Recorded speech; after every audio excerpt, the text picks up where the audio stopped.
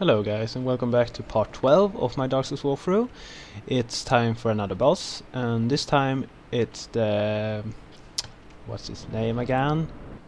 The Gaping Dragon, I'm sorry. So here you see the cutscene when you first go through the fog gate. You will see the little head there, and then you will see the huge body of his. I'm not really into the lore, but I think it's something with the.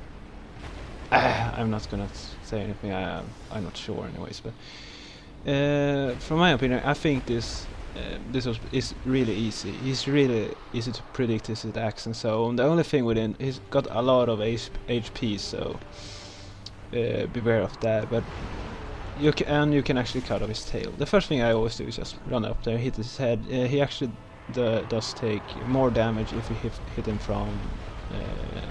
in the front, in his head there.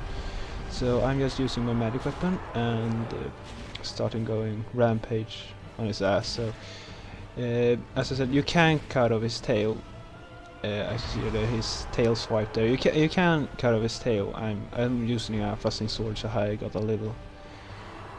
Yes, really little hitbox, so it's hard for me to actually hit the tail. But the thing is, you just wait for him to hit the ground with his head, and then he will just start moving forwards in the direction he is at the moment. So, after that, you can just go to him from the behind and try to hit his tail or his ass and so on. But as you can see here, it's the ground. I'm just running to the side of him, and he starts moving forward. Really easy, actually. So that's pretty much it. What it's doing. He got some more attack that I'll show later. See, I got in my losses on the tail, and now he can't use his tail swiping attack, and that's really good. As you see, he's trying to hit me with his head, but I'm just running away, and you see there, he went out to the ground. I'm running down on the side of his, using my magic weapon on my rapier and two-handing my weapon. I remember you can two-hand your weapon here. He can't attack you, so you got some free hits there. So just use your two-hand to get more damage input. And as you can see, he can also do a flying attack.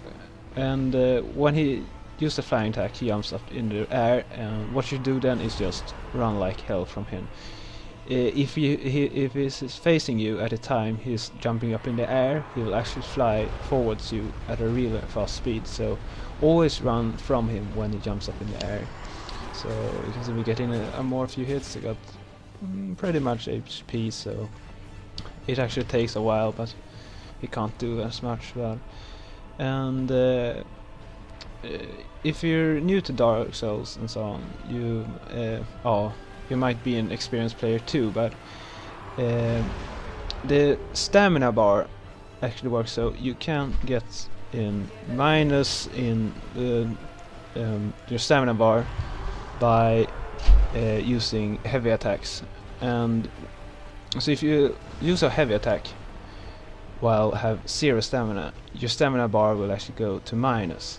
So it will take some time for your stamina bar to get green again, because it's a minus stamina. So if you haven't seen Epic Name Bro, he's got a real good channel.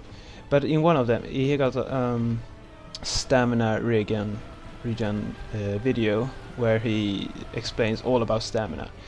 And there he also explained that if you're fighting an enemy and you know you will get in a couple of hits, you should always use your light attack. You will get a higher damage output because you won't get as much minus in your stamina bar as you should have if you have used an heavy attack. So at a boss where you know you can get in a couple of hits,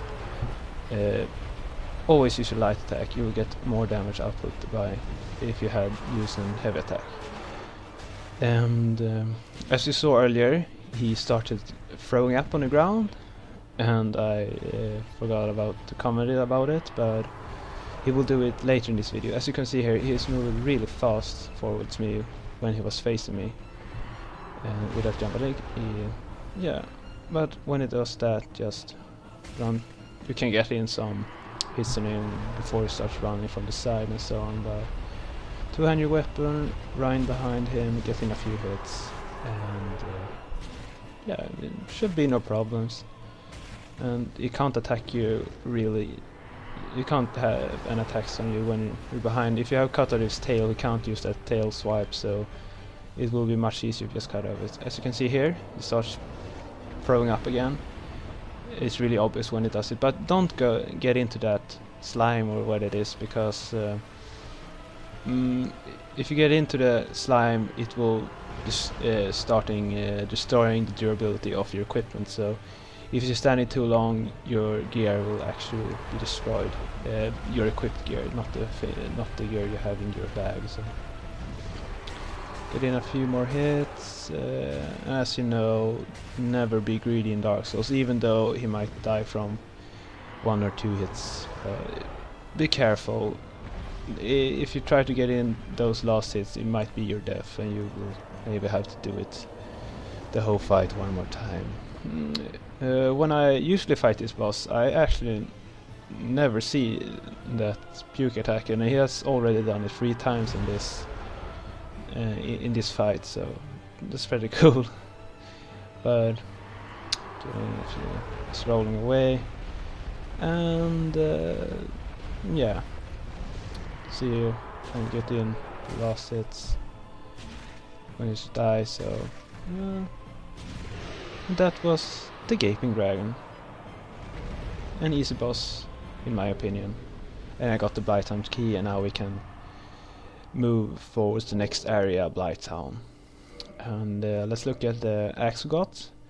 It's a great axe. It requires 50 strength to use, and it has 360 or is it 80 base damage. That's pretty good. But I'll see you in the next videos, guys. Bye bye.